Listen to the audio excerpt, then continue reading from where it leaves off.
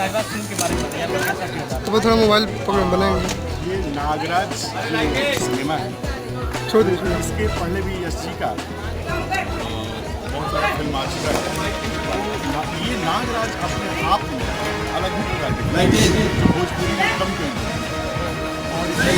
Technically बहुत और हमारे मुझे आईडी और ऊपर ही हैं उन पर मोबाइल आईडी सर कि आप लोग देखते हैं और उससे ऊपर थोड़ा हट और ऊपर अच्छा, ये कॉमेडी से थोड़ा हट नहीं कॉमेडी ही है जी। फुल कॉमेडी है, क्योंकि फिल्म तो सब कुछ होगा तभी बनेगा ना मनोरंजन। तो ये है और सब लोगों को प्रणाम। पहले आप सबों का आशीर्वाद है। आज हम लोग मिर्ज़ापुर में शूट कर रहे हैं, सब लोगों का प्यार मिल रहा है और ऐसे ही हम लोग करते रहेंगे शूट।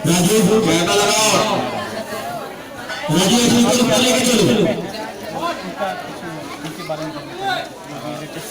मेरी एक फिल्म अभी कल रिलीज हुई है, रिलीज हुई है इंडिया वर्सेस पाकिस्तान, और 15 तारीख को एक फिल्म आ रही है जिसमें यश जी ही हीरो हैं और अभी इंडिया वर्सेस पाकिस्तान में भी यश जी ही हीरो हैं। तो वो फिल्म है मरते कसम पैदा करने वाले। हाँ, यश जी की फिल्म है।